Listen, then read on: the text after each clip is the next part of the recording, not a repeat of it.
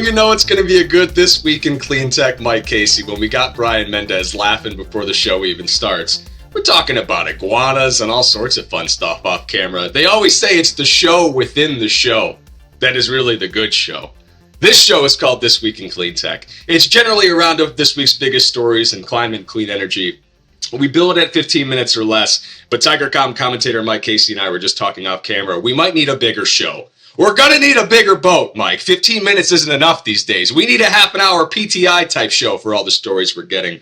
In case you're not paying attention, it's Friday, March 14th, 2025. If you don't know me by now, I'm Factor This content director, Paul Gerke. Mike Casey of TigerCom, the other side of the screen as always. Mike, happy Friday to you. Same to you, my friend. I will say I don't know if it's a sign of our times or a reminder of the importance of journalism, but it really does get harder and harder to pick 5 stories. Like I'll give an honorable mention. Inside Clean Energy has this amazing resource about what states are powering their load with what fuel sources. Whole thing.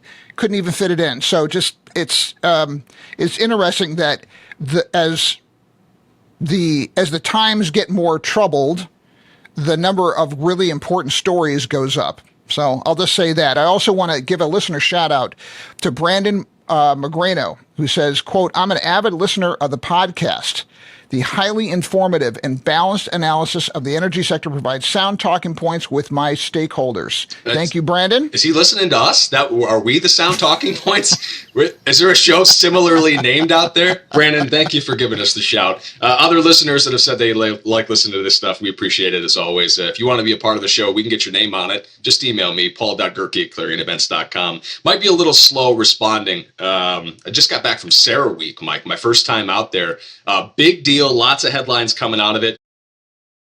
Let's get into the action with story number 1. I know it's got a Sarah Week time, Mike. Joseph Winters at Wired. The biggest U.S. banks have all backed out of a commitment to reach net zero. Paul Gerke, fresh off Sarah Week. Give me your thoughts. Cash money makes the world go round, Mike. You know that. At S&P Global's Energy Conference Sarah Week, U.S. Energy Secretary Chris Wright started things off. He pledged a 180-degree pivot from the Biden administration's energy policies, really setting up the Trump administration in a position where it made it abundantly clear that they were going to bend over backwards for oil and gas lobbyists. He brought up that natural gas supplies X amount of the world's energy. He rattled off a whole bunch of uncited facts. I was there. He said he would just keep going, and then he did. He argued that fossil fuels will help alleviate poverty and that guys like him, Mike, this is what really struck me. His lifestyle costs about 13 barrels of oil a day, he said. And you guys out there in the crowd use about 3 barrels of oil per day. But people in Africa, he specifically said Africans use 1 barrel of oil per day or less. And he says they're trying to get to the 3 or the 13. And that's the role he envisions, especially LNG exports having for America moving forward. Just 1 year ago, you might remember, Mike, Jen Granholm told the Sarah Week crowd the transition to cleaner energy like wind, solar, and batteries was unstoppable. It felt that way last year. This year felt much more gas heavy. It felt like gas turbines were going to be an integral part of what we're doing moving forward. Nuclear too, Mike, but that's another point. What do you think? I think our new energy secretary's Exhibit A in Wikipedia's definition of smart guy's disease. This is a clearly brilliant and accomplished man who conflates his expertise in one area, building a fracking company, with being a climatologist or building renewable energy infrastructure. So instead of propagandizing about being a, quote, climate realist and telling us renewable folks how hard it is to displace him, I challenge the secretary to let us strand him on a low-lying Pacific atoll for the next 4 years with a survival equipment set and no way off. First, he would do much more public good there. And second, he would learn the hard way about how wrong he is. To Secretary Wright, I'm going to suggest he listen to 2,000-year-old wisdom from Confucius. Quote, "Those who say something is impossible should not interrupt those who are doing it." End quote.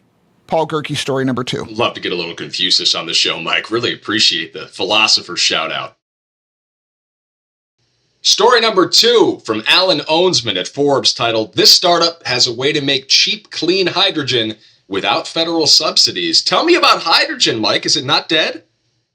That is a good question, sir. And first, we need to actually take a good look whether or not this is clean hydrogen or cleaner hydrogen. Graphitic Energy, a Santa Barbara-based startup, has developed a process to produce clean energy from natural gas. Most hydrogen produced today is, quote, gray hydrogen, made from natural gas, which releases carbon pollution into the atmosphere. Graphitic has figured out a way instead to capture that carbon in the form of valuable graphite, and it does not need federal funding.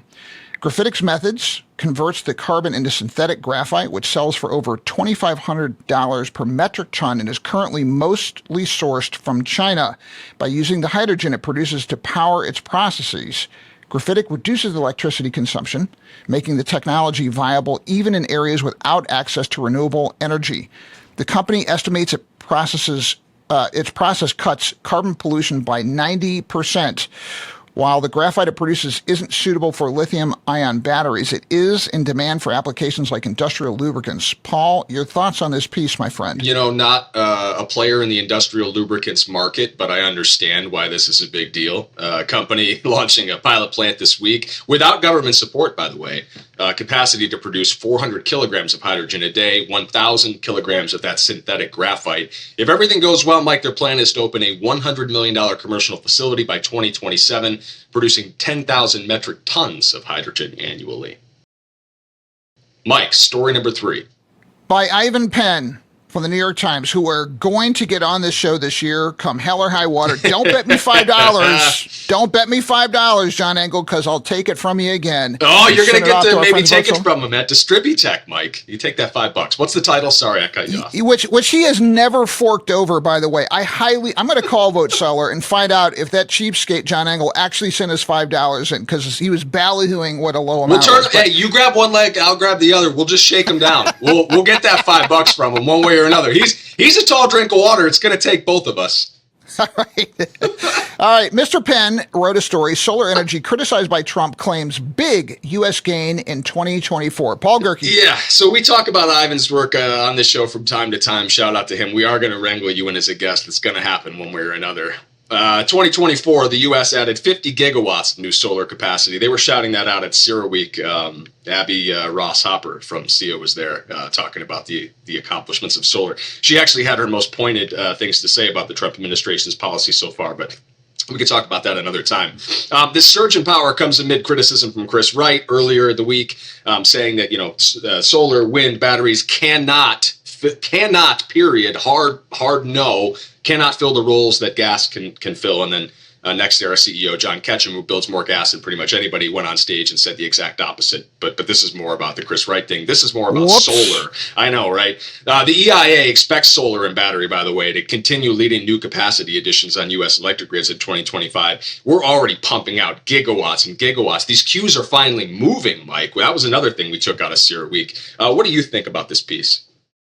Notes at CERAWeek, just as you pointed out, that John Ketchum, who actually builds gas and builds solar, contradicted the certainty of Secretary Wright, who only builds fracking companies.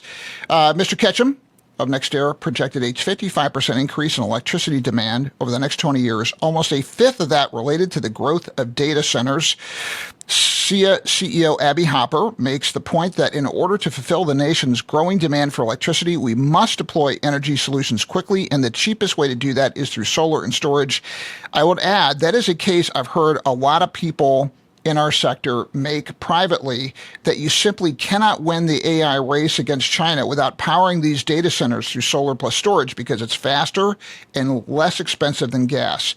However, I would like to add a little bit of a downer note that I fear the national narrative is slipping away from us because the resources of the fossil fuel lobby are being poured into popularizing a magical thinking narrative that only natural gas can meet the power demands of an AI-driven load growth. Before we get Paul? to story 4, Mike, hold on. Let me just put a point on that. One, sorry, the dog needed to come up. He hasn't seen me all week, so he wanted to sit on my lap for these next couple stories. But two, Mike, I agree so much with that last point, because I felt that at CERAWeek, where you felt this narrative shift where instead of, hey, renewables are an integral part of what we're doing, and really the only way we can get capacity online, by the way, before 2030, with the lead times on gas turbines, transformers, don't even talk about nuclear components.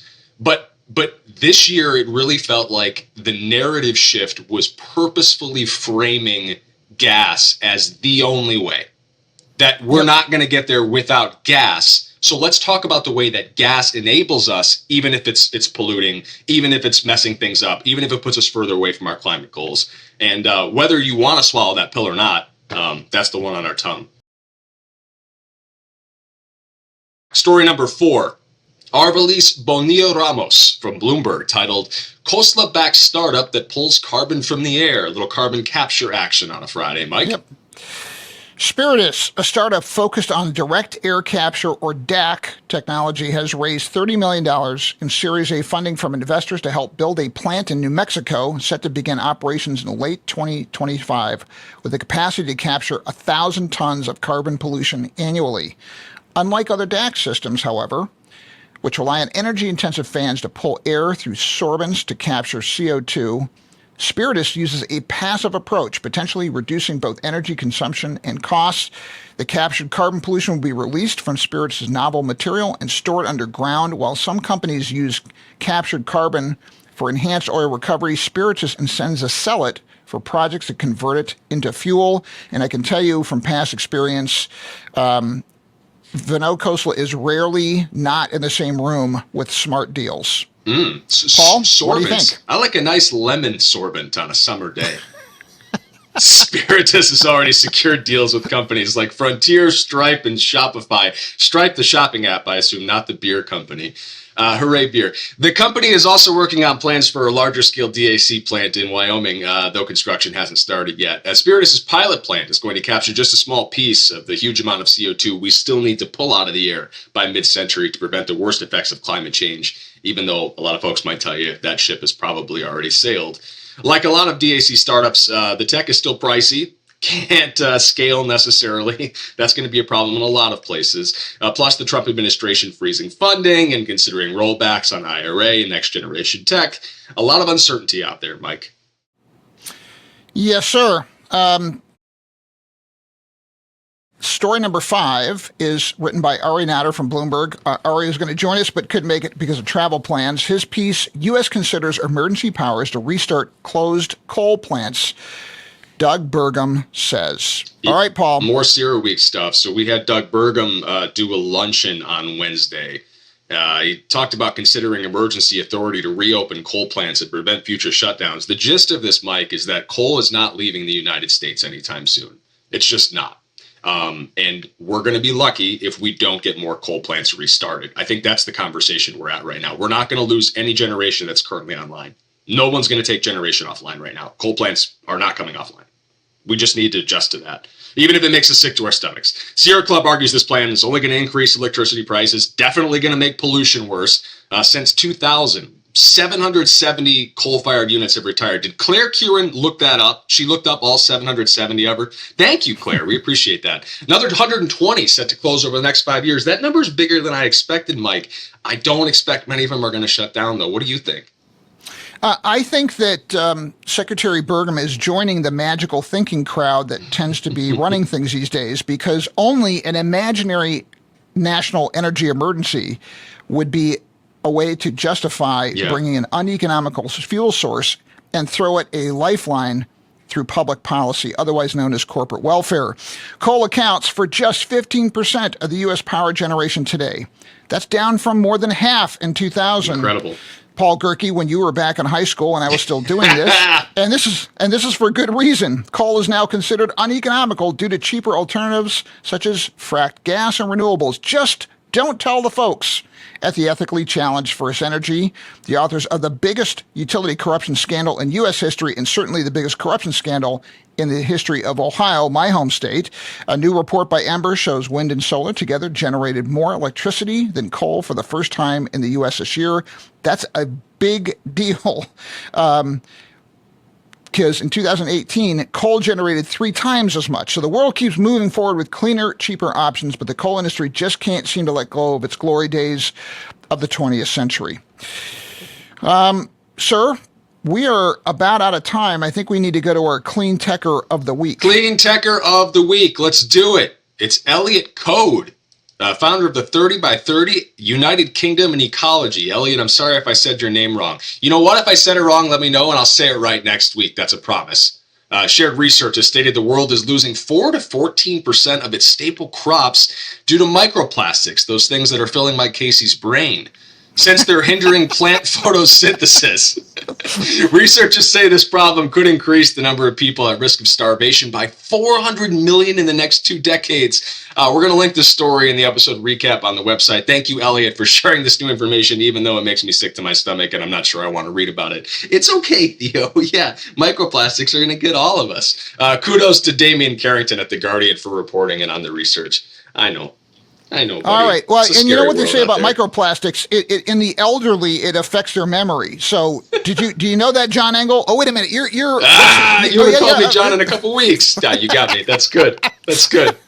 I want to add a note here because we have a little extra time. Yeah. I want to challenge our friends in the trade publications, you included, but particularly our wind industry trade publications. There is a new study out of Poland that debunks again this oft-made claim of wind turbine syndrome. And it was published in what I think is a peer-reviewed journal, but it's gotten barely a peep in our trade publications. And I know wind is supposedly out of favor, but I just want to call on everybody to take a look at this. It was published in Humanities and Social Sciences Communications, and I think it's kind of important. So I want to thank our wonderful producer, Brian Mendez, and our Alex Peterson and Claire Quirin, the great helpers who, if you are listening, you need to switch to the YouTube thing because Paul Gerke's roommate is giving him I'm getting some kisses. Sloppy kisses on the cheek. My wife doesn't smooch me anymore. These are the only kisses I get from this little guy. Let me tell you. Theo's a big clean energy dog. If you want a friend, get a dog. Yeah, right. Hey, Mike, I want to thank you for being a student of the game like that. Thanks for calling out some important research in journalism that folks out there are doing. There are not enough journalists out there in our space right now telling the important stories. A lot of people just regurgitating the stuff that they hear from politicians and people in power. And we need more free thinkers. People with experience in renewable energy that are willing to speak up on behalf of the industry and set this shit back on course. So thanks to all of you that listen to the show and send us the articles, and especially those that write them and that want to appear on them and talk about them. That's it for this week. Subscribe, leave some feedback, share suggestions, do whatever you want. I'm not your dad.